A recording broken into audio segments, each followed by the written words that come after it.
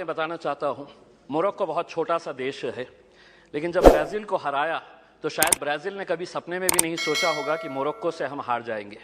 Messi की Argentina को जब सऊदी अरब ने हराया तो अर्जेंटीना ने कभी सोचा भी नहीं होगा कि सऊदी अरेबिया हमें इस तरह से हरा सकता है करके। लेकिन ये दोनों टीम्स, चाहे वो मोरक्को हो या सऊदी अरेबिया, जब मैदान में उतरे होंगे, उन्होंने पिछले 5 सालों से लगातार मेहनत कर रहे हैं ये सोचकर कि हम उतरेंगे तो हम जीतेंगे करके।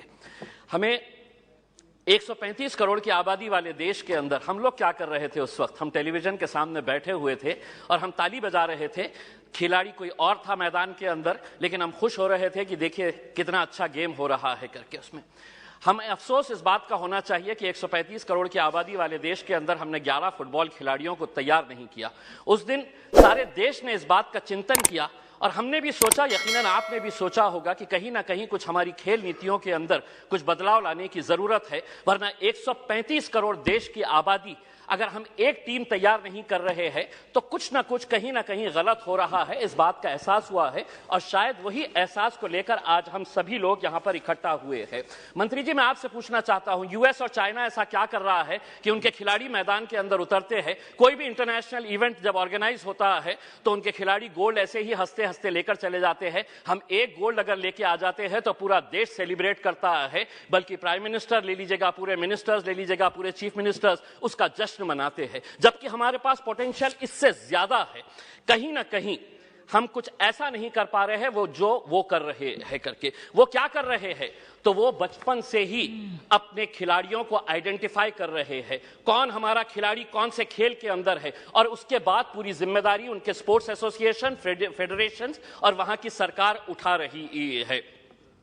हमें मंत्री जी हमारे शॉर्ट टर्म गोल्स और हमारे लॉन्ग टर्म टारगेट्स क्या होने चाहिए, इसको आइडेंटिफाई करने की जरूरत है। मंत्री जी, मैं आपसे अनुरोध करना चाहूंगा, एक सर्वे करवाइएगा पूरे देश के अंदर कि कितने ऐसे स्कूल्स हैं कि जहां पर स्पोर्ट्स टीचर्स मौजूद है।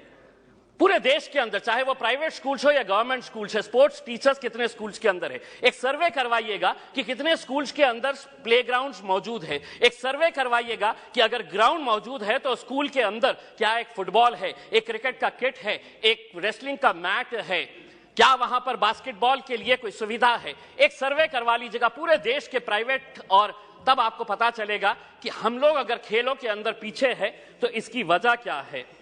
अध्यक्ष महोदय, मैं आपसे के जरिए मंत्री जी से यह अनुरोध करना चाहूंगा, 75 साल देश के आजादी के हो गए हैं, हम वैसे भी करोड़ों रुपया ऐसे वैसे कामों के ऊपर खर्च कर रहे हैं। मंत्री जी ये जिम्मा उठाइएगा कि 75 साल देश की आजादी के मौके के ऊपर हम हर स्कूल को एक स्पोर्ट्स किट प्रोवाइड करेंगे, जिसके अंदर एक फुटबॉल रहेगा, एक रेसलिंग का मैट रहेगा, एक बैडमिंटन के लिए, वॉलीबॉल के लिए जो नेट लगता है वो रहेगा। अध्यक्ष महोदय, एक मिनट, मैं सिर्फ सुझाव दे रहा हूं, और उसके ऊपर लिखिएगा कि अगर खेलेगा इंडिया तो जीतेगा इंडिया। उसके ऊपर आपकी तस्वीर लगाइए, आदरणीय पंतप्रधान जी की तस्वीर लगाइए, और एक 75 साल का तोहफा बोल के देश के तमाम स्कूल्स को आप ये दीजिएगा। हर राज्य के अंदर 4 कम से कम स्पोर्ट्स यूनिवर्सिटीज होनी चाहिए। मेरे शहर के अंदर थी, पूना वालों ने उठाकर उसे पूना लेकर चले गए। हम जमीन ढूंढते रह गए और उन्होंने कहा कि नहीं, हम पूना लेकर चले जाएंगे। 4 स्पोर्ट्स यूनिवर्सिटी, जिसका फोकस एरिया यही होना चाहिए, sports education, sports management, sports science, sports research और स्पोर्ट्स न्यूट्रिशन। मैं मंत्री जी आपको बताना चाहता हूं, औरंगाबाद के अंदर एक स्पोर्ट्स अथॉरिटी ऑफ इंडिया का साई का एक्सीलेंसी सेंटर है। आज तक करोड़ों रुपया आपने खर्च किए हैं उसके ऊपर, लेकिन कोई भी एक इंटरनेशनल लेवल का वहां पे इवेंट ऑर्गेनाइज नहीं किया गया है। आप खेलो इंडिया के जरिए आप अंडर 17 के टैलेंट को आप आइडेंटिफाई करते हैं, हम उसका स्वागत करते हैं। उसी तर्ज के ऊपर अगर स्कूल गेम्स फेडरेशन, अध्यक्ष जी सिर्फ एक minute, school games federation of India को यह जिम्मेदारी देते हैं कि आप अंडर 14 के जितने भी टैलेंट है उसको आइडेंटिफाई करिएगा।